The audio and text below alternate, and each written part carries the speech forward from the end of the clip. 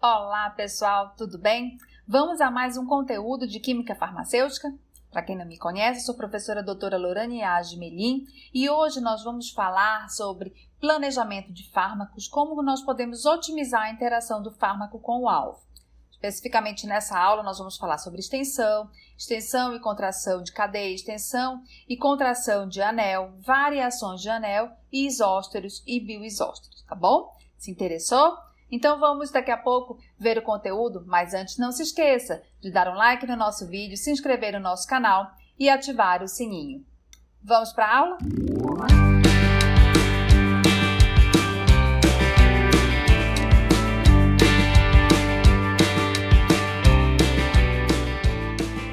Então vamos continuar o nosso conteúdo de planejamento de fármacos. Vamos continuar falando sobre a otimização da interação da minha molécula candidata a fármaco com o meu alvo, tá? Especificamente nessa aula, vamos começar falando sobre extensão, né? Adição de grupos funcionais extras. Então, explorar outras regiões do sítio de ligação para obter regiões de ligação adicionais é importante quando eu quero aumentar essa interação, quando eu quero que essa minha molécula interaja melhor com o meu alvo, tá? Então, por exemplo, aqui, nesse caso, no meu receptor, eu tenho um fármaco interagindo com 3 regiões desse meu receptor, ok?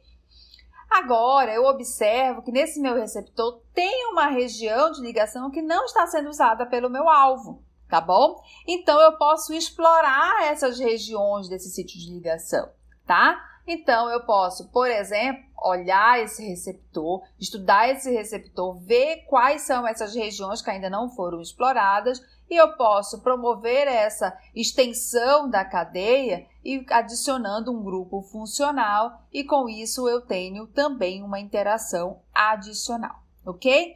Então, aqui eu tenho os inibidores da acetilcolinesterase como um exemplo, né? Então, aqui eu tenho meu sítio de ligação e observo que aqui eu tenho uma bolsa hidrofóbica que está vaga, ou seja, não tem nenhum grupo funcional interagindo, tá? Então, eu posso promover a extensão da cadeia e com isso, né, com a adição, né, com essa extensão dessa cadeia, eu tenho uma interação extra, uma interação hidrofóbica extra, ok?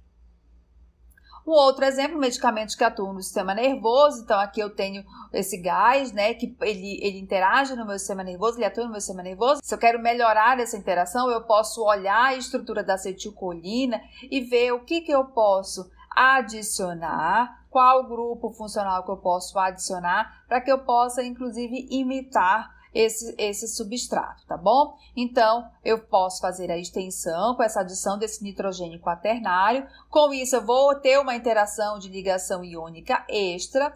Com isso, eu também tenho um aumento da seletividade para o receptor colinérgico, imitando o nitrogênio quaternário da acetilcolina. E aqui, um outro exemplo é antagonistas de agonista. Então, aqui eu tenho um agonista, tá? O meu agonista natural. Nesse caso, eu quero desenhar uma molécula semelhante a ela para que ele possa interagir com o meu alvo, que foi o caso do propanolol.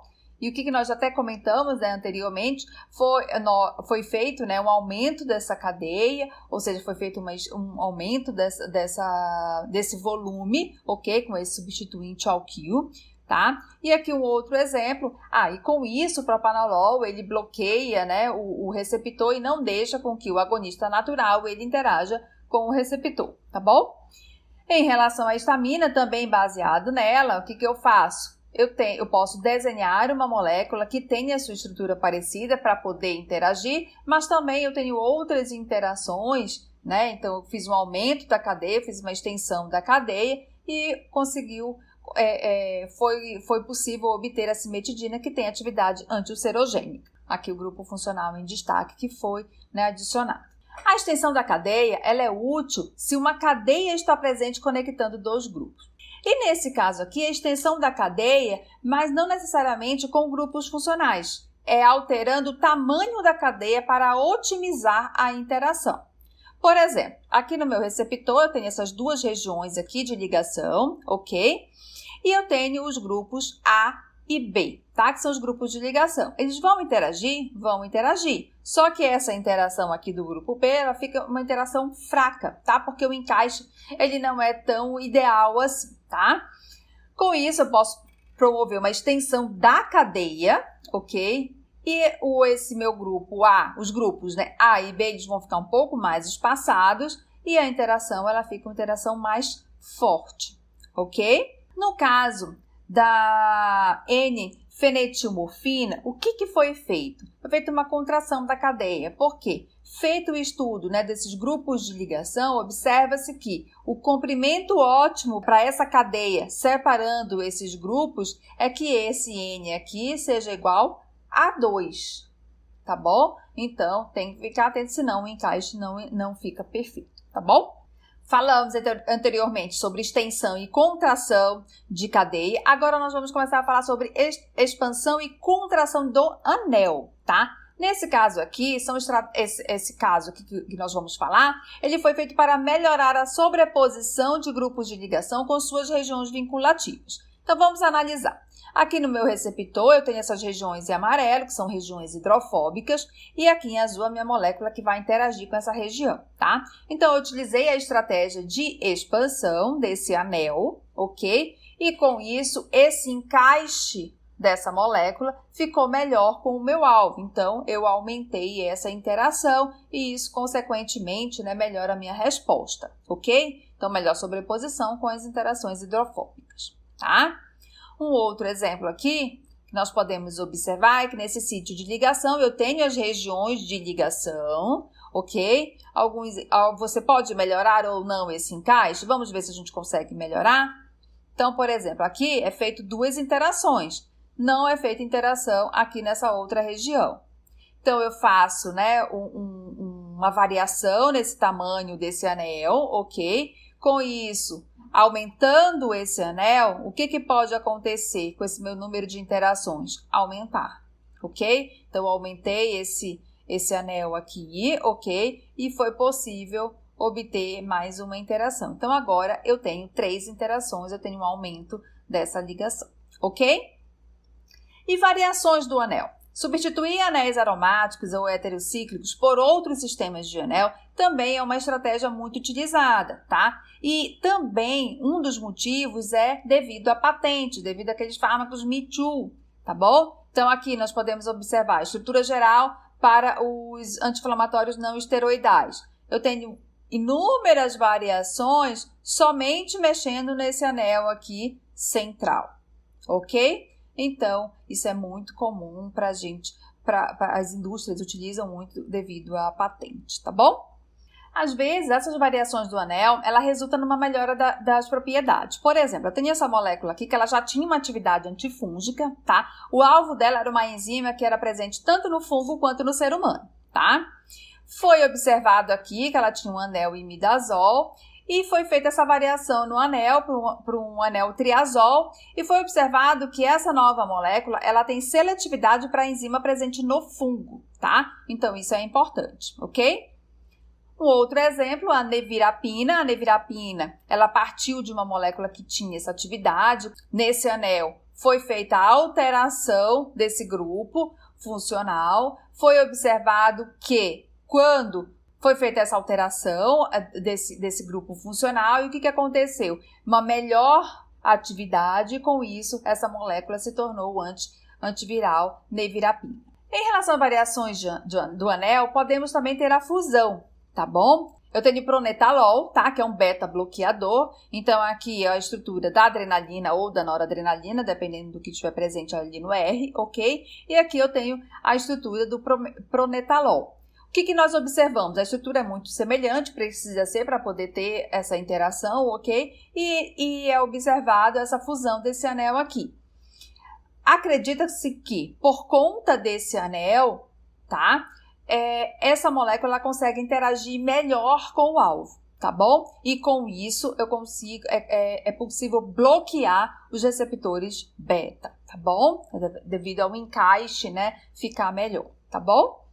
Então, ele é seletivo para os receptores beta-adrenérgicos em relação aos alfa-adrenérgicos. Então, lembra que no beta ele tem uma região um pouco maior de ligação? Então, sugere-se que esse aumento, né, desse volume aqui, com essa fusão desse desses anéis aqui promoveu essa seletividade para beta em relação a alfa. E em relação a isósteros e bioisósteros? Substituir um grupo funcional por um grupo funcional da mesma valência, isso caracteriza um isóstero. Então, eu vou substituir um grupo por outro que tem a mesma valência, um OH por um SH, um NH2 e CH3, ou um oxigênio por um enxofre, tá bom? Isso resulta em mudanças mais controladas nas propriedades estéricas e também eletrônicas, tá? Porém, pode afetar a ligação ou a interação, assim como a estabilidade da molécula. E com isso, né, essa estratégia ela é muito útil para o estudo da relação estrutura-atividade, tá? Então, nesse caso aqui do propanolol, eu tenho essa região e o que se observa? Quando substitui esse OCH2, tá bom? Por CHCH ou SH2, CH2, CH2, elimina a atividade. Então, isso é um indicativo de que essa região ela é importante para a atividade.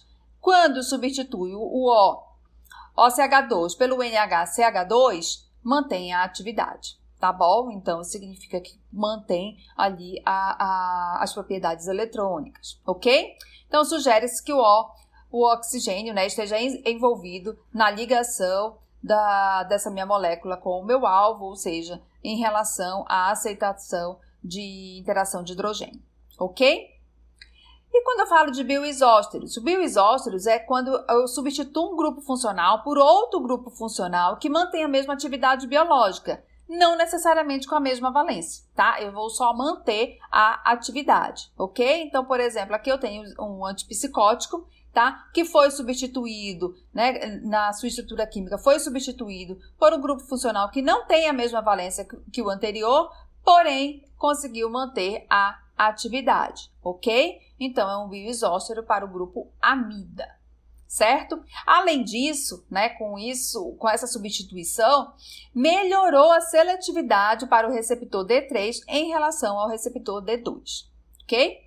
Então, como vocês sabem, o Patrick é o nosso livro de referência, esse conteúdo está lá no capítulo 13, ok? Então, na próxima aula nós vamos falar sobre simplificação, rigidificação, também como estratégia para otimizar essa interação do fármaco com o alvo, ok? Então, se gostou da nossa aula, não se esqueça de dar um like no nosso vídeo, se inscrever no nosso canal e ativar o sininho. Até a nossa próxima aula!